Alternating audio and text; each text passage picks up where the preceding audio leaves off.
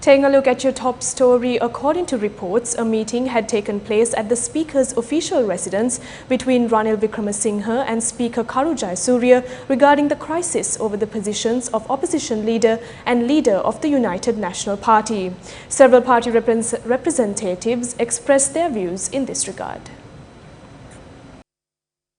Former Minister Mano Ganesan had posted the following statement on Facebook this morning. Quote, "Based on information received from the UNP, Ranil Wickremesinghe has agreed to step down as the leader of the UNP. It is highly probable that Sajith Premadasa will take over party leadership. A party leaders meeting of the UNP-led United National Front will take place either today or tomorrow. A decision regarding the post of opposition leader will be taken during this meeting." End quote. When we inquired in this regard, a spokesperson of the UNF said the respective party leaders meeting is due to take place tomorrow. Meanwhile, former Minister Ravi Karunanayake expressed the following views with regard to the present condition in the UNP. At this point, we should not point fingers at anyone. If we do point fingers, we will have to point fingers at everyone. The working committee and political associations are currently holding discussions discreetly. We must think about our country and go forward. At this point, it may be Sajith Premadasa, it may be me, or it may be Ranil Wickremesinghe or Karu Jayasuriya. We must all work together and act on behalf of the 5.5 million people who voted for us.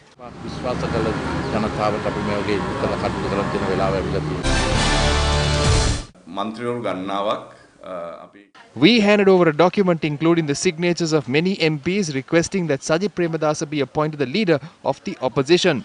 Based on the information we have received so far, a large force from other parties in the opposition has developed. I believe Karu Jayasuriya as the Speaker of Parliament will accept our democratic request and will support Sajith Premadasa to carry out his duties as the opposition leader.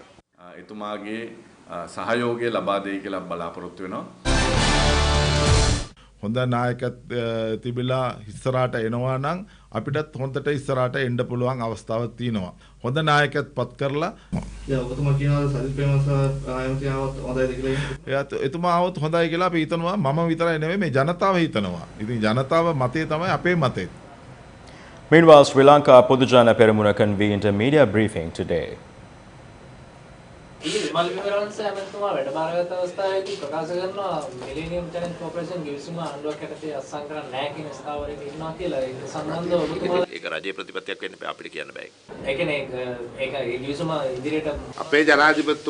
President made a very direct statement. That is, we must maintain friendly relations. We don't have to get involved in a conflict between two other states. It has been said that we will not reach into any agreements that is detrimental to our country. Discussions will be based on that. We don't want to comment on that. There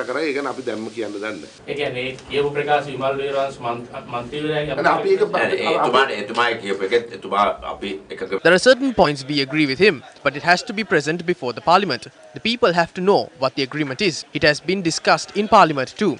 That procedure will be followed. But one thing is clear. This President will not let anything detrimental to the country take place. ඒ වගේම හිටපු ජනාධිපති මෛත්‍රීපාල සිරිසේන මහත්මයාට ශ්‍රී ලංකා පොදුජන පෙරමුණේ යම් ගෞරවාන්විත තනතුරක් ලබා දීමේ සූදානමක් තියෙනවද? ඒකත් අපි දන්නවා. ඒකත් අපි දන්නවා. ඒ කියන්නේ ඔබතුමාලා ඒ සම්බන්ධයෙන් නෑ තාම මොකුත් එහෙම අපි දන්නේ නැහැ නේ ඒක.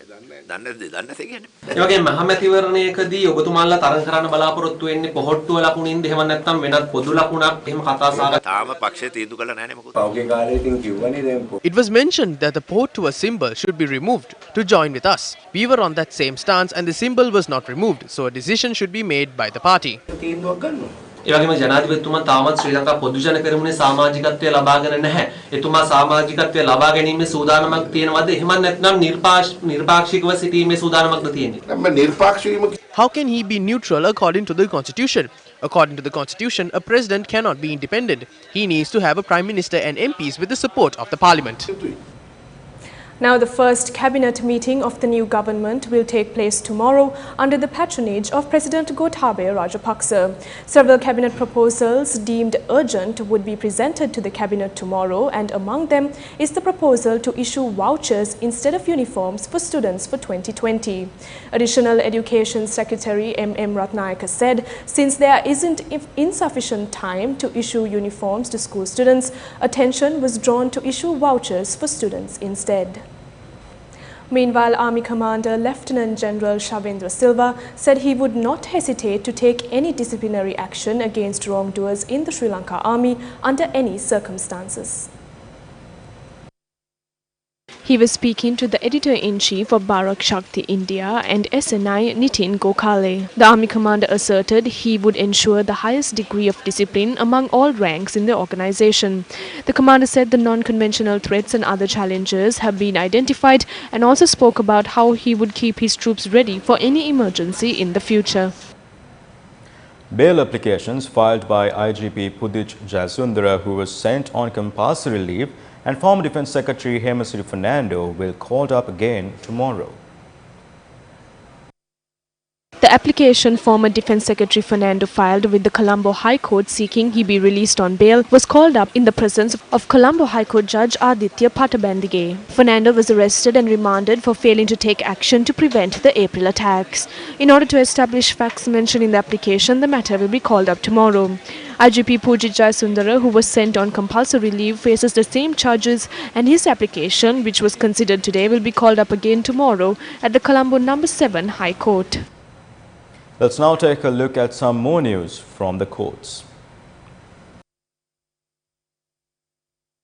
MP Namal Rajapaksa today informed Colombo High Court Judge Pradeep Hettiarachchi he would be touring Malaysia in the near future. This is based on a condition imposed on the MP to inform court prior to travelling overseas. This condition was imposed in relation to the case filed by the Attorney General, filed under 11 separate charges, including the violation of the Money Laundering Act in generating an income of 30 million rupees through a transaction between Govers Corporate Services Private Limited and another company. The evidence examination in the case filed against Dr. Nalaka Godeheva, the former chairman of the Securities and Exchange Commission, and two others will commence on the 5th of February. The Attorney General maintained the three accused conspired to misappropriate 5 million rupees granted as a sponsor to the Tarunya Tehetak organization by the SEC, and the money had been transferred to a bank account belonging to the Ceylon Premium Sports Limited. In more local news, Bandula Gunawardena, who was appointed as the Minister of Information and Communications Technology, assumed his duties today. Minister Bandula Gunawardena assumed his duties at the Ministry of Mass Media after religious observances. Clearly, this government did not come into power with the help of state media, but we will allow state media institutions to give airtime for the affairs of the opposition. That will be the major change we will do. Therefore, we are not hoping to embark on a media witch hunt. The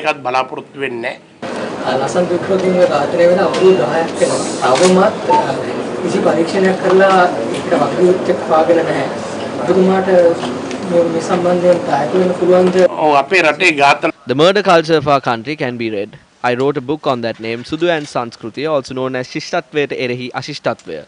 It contains names and information on the murders carried out during the 1989 time period. The eradication of that murder culture, which prevailed for 30 years, started from the dawn of the Rajapaksa era. Meanwhile, a private web news outlet, News Hub, which is located in Dalkanda, was inspected this morning. According to our correspondent, the privately owned news website News Hub was inspected by police this morning in this manner.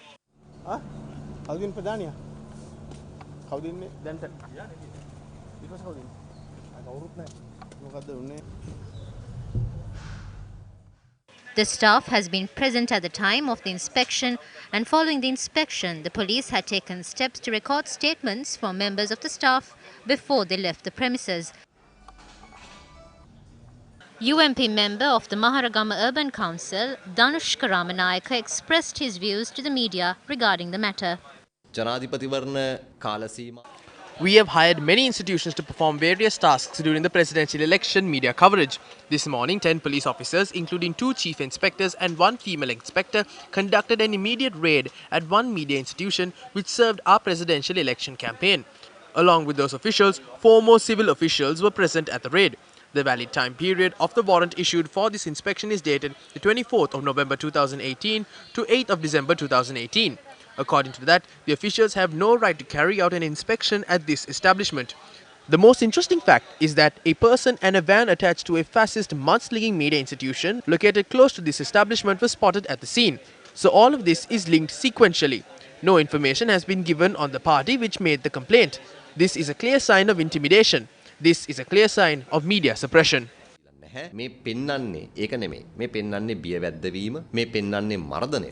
When News First inquired SSP Ruwan Gunasekara regarding this incident, he said that the inspection was carried out on the warrant that was issued based on the information received on printing documents that stir and instill hate and unrest among various factions. However, adding further, SSP Ruwan Gunasekara said that no such documents were found at the establishment during the inspection. Venerable L.A. Gunavanshathero expressed the following views when the new Minister of Media assumed duties today. People like us, we will not give more than a year's grace period for a government. We are compelled to point out their mistakes. There will be shortcomings in this government as well. We are currently in the process of rectifying them. We can prevent such shortcomings. We must all live as one family. I requested from this government to treat all citizens of this country as one. The Tamil, Muslim, Malay and Burgher communities must all be treated as one. Even His Excellency the President has already accepted this fact. We do not challenge the Tamil community. We have nothing against you. The people are not responsible for their leaders' actions. Even our politicians make mistakes. But the people are not responsible. Together with our Tamil brothers and sisters, let's go forward together. We have several challenges ahead of us. Our country is under threat from several foreign agreements. We could have solved the matter if they were local agreements. But in the case of international agreements, they must be amended carefully and patiently. A public rally of the All Ceylon Makkal Congress was held in the Madina Nagar in Vaunia today under the auspices of party leader and former Minister Rishad Bathiuddin. எங்கோ இருந்து வந்த ஒரு சஹரான் என்கின்ற ஒரு பயங்கரவாதி ஒரு நாள் வந்து சென்ற அந்த பயங்கரவாதி Some unknown stranger named Zaharan and his terror activities were linked to Muslim political leaders and they spread false information across the country. Even though they won the election, when their lies is unveiled to the entire country, the Buddhists, Hindus, Catholics and Muslims will take the right decision in the next election. This government will be rejected by the people within the next 5 months. The president, who obtained the mandate of the people, was able to appoint a cabinet because we stepped down from our portfolios. We urge him to ensure no harm is inflicted upon any community and as a government will treat everyone equally.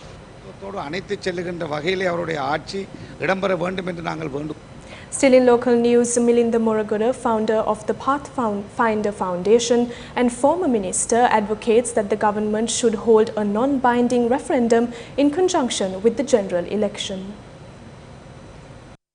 Issuing a release, the former minister said provisions for this is available under Article 86 of the Constitution.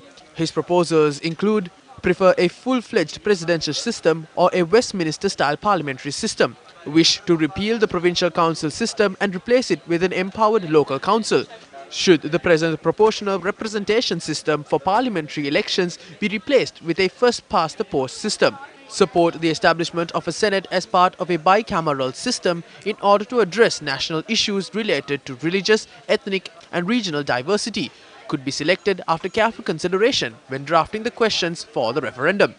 He added, quote, although it could make the voting process more cumbersome, holding a referendum on one or more of these above-mentioned issues together with the election would be more economical and efficient than holding it separately, end quote.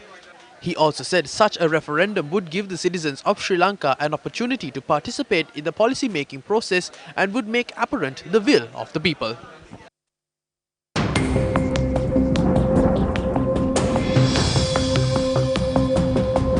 We now cross over to Muad Razik with the latest weather update.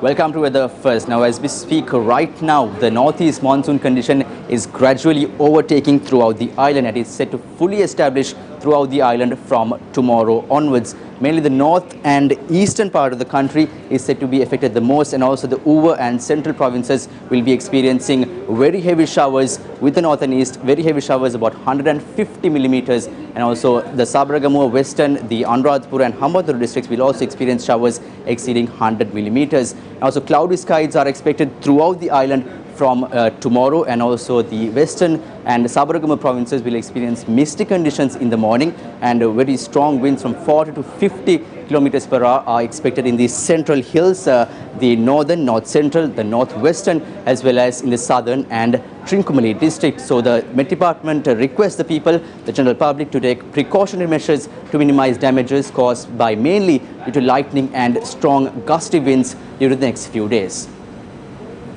In more local news, the gold-based pinnacle crest atop the Ruan Valley Mahasaya was unveiled today amidst the participation of thousands of devotees.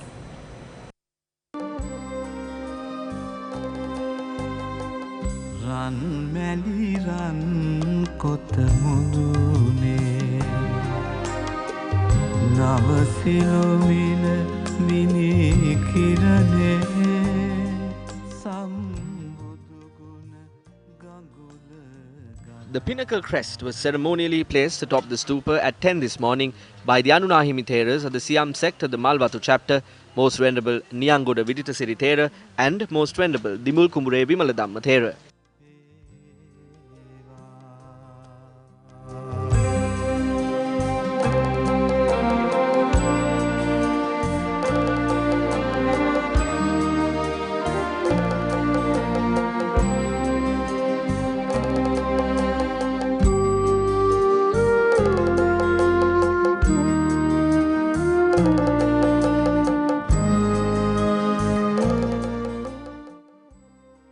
After the completion of the renovation activities of the stupa in 1939, a pinnacle crest is being placed on the Ruan Valley Mahasaya after 80 years. The pinnacle crest atop the Ruan Valley Mahasaya weighs 60 kilograms, comprising of blue gems, red gems and nearly 5,320 stones. The 3 feet tall pure gold base weighs 28 kilograms.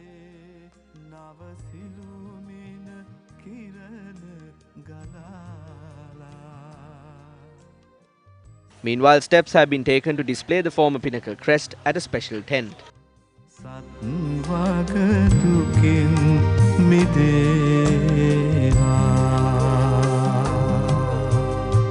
The construction of the Ruan Valley Mahasaya began on a Vesak Poya day during the time of King Dutugamunu. The stupa was completed during the reign of King Saddhatissa. According to the Thupavansha, the occasion at which the holy relics were placed inside the stupa was even graced by the presence of foreign Arhat Theras. It was during the colonial era that the ruins of the historic Ruan Valley Mahasaya re-emerged, bringing to life the ancient forgotten kingdom of Anuradhapura. This mission was carried out by the first ever archaeological commissioner of this country, H.C.P. Bell. Thereafter, the renovation work of the stupa commenced under the sponsorship of Buddhist philanthropists and donors. Senior journalist Mohan Samaranayake commenced his duties as the Director General of Presidential Media yesterday. Samaranayake served as the Assistant Editor of the Sri Lanka Broadcasting Corporation and held the position of News Director of the Sri Lanka Rupavahini Corporation for nearly 5 years. He later served as the head of the United Nations Information Centre in Colombo for a long time and served as the Chairman of the Sri Lanka Rupavahini Corporation. The United Kingdom has agreed to repatriate 42 containers comprising illegal shipments of plastic waste from Malaysia in accordance with the Basel Convention. The British High Commission said that authorities and shipping agents were currently working together in the repatriation process. The containers, which had arrived at Penang port between March 2018 and March 2019, were deemed illegal as they failed to comply with the necessary import papers. The announcement came following a recent visit by the UK's Environment Agency in response to news of the illegal shipment of plastic waste from the UK. While Malaysia has taken decisions signalling its zero-tolerance policy, Sri Lanka appears to be muddle-headed towards a very similar problem, the waste found inside containers. A revelation that 65 containers with waste has been discovered by the Customs. Customs opened several containers. Initial investigations reveal that there is waste in the containers. Newsfirst reveals of another garbage stock found at the Katunayake Free Trade Zone. Names of 3 companies implicated in the importation of garbage. Petition filed at the Court of Appeal seeking a mandamus writ to resend the garbage containers to its country of origin. Although court action was initiated, it now transpires that the government analyst is said to be unable to conduct the proper testing of this garbage. This revelation must be deemed to be unacceptable as the entire country watches in disbelief at the inaction on the part of the government. These containers were detected at a Freeport and the Colombo port, and necessary permissions to continue these operations are still in force, although it has become clear that the contents of the containers' garbage is not welcome in Sri Lanka. Meanwhile, the United Nations Emissions Gap Report 2019, a global progress report on climate action, has announced that countries will have to increase their carbon cutting ambitions fivefold if the world is to avoid warming by more than 1.5 degrees Celsius. The annual emission gap report shows that even if all current promises are met, the world will warm by more than double that amount by 2100. The authors say the richer countries have failed to cut emissions quickly enough. 15 of the 20 wealthiest nations have no timeline for a net zero target. Hot on the heels of the World Meteorological Organization's report on greenhouse gas concentrations, the UN Environment Programme has published its regular snapshot of how the world is doing in cutting levels of these pollutants. The UN assessment is fairly blunt. It says, quote, the summary findings are bleak. Countries collectively fail to stop the growth in global greenhouse gas emissions, meaning that deeper and faster cuts are now required, unquote. The report says that emissions have gone up by 1.5% per year in the last decade. In 2018, the total reached 55 gigatons of CO2 equivalent. This is putting the Earth on course to experience a temperature rise of 3.2 degrees Celsius by the end of this century. In local news, the Ratnapura Additional Magistrate imposed a fine against a commercial entity which was engaged in the illegal distribution of products using the PE Plus registered trademark. PE Plus Private Limited was the complainant against the unlawful usage of its trademarks and brand logo being used by a commercial entity for the distribution and sale of diamond cutting discs. Lawyers representing PE Plus Private Limited had presented facts to court that the said commercial entity had violated provisions of the Intellectual Property Act and misled the general public. It was further submitted that this resulted in an unfair competition in terms of the Intellectual Property Act of Sri Lanka and that it violated the legal rights of PE Plus trademark and brand name. The officers of the commercial entity who refused to accept the accusations in several instances previously pleaded guilty in court today. Accordingly, Additional Magistrate Dulan Veerawardena imposed a fine of 100,000 rupees and ordered that the fake products be destroyed under the supervision of the court.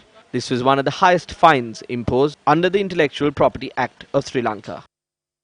M Entertainment Private Limited, the exclusive territorial rights owner of the film Asterix, The Secret of the Magic Potion, instituted legal action on the 14th of this month at the Commercial High Court Colombo against ITN, seeking an interim injunction and damages amounting to 300 million rupees. The lawyers of the law firm Julius and Creasy, appearing for M Entertainment, stated ITN had violated their exclusive rights in respect of the Asterix film by the unauthorized broadcast by ITN, dubbed in Sinhala, on the 19th of October 2019. After considering the submissions made, Commercial High Court Judge Ratnapriya Gurusinghe proceeded to issue notice of interim injunction and summons to appear on the 2nd of December 2019 to ITN.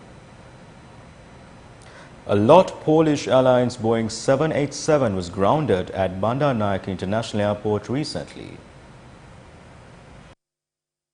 The Dreamliner has been reported to be suffering from a malfunction, stopping it from taking off. According to reports, registration SPLRG was about to take off from Bandaranaike International Airport before receiving a malfunction notification. The computer notified staff about a malfunction of the aircraft's poppet valve. Therefore, flight L070 has been delayed on its departure to Warsaw.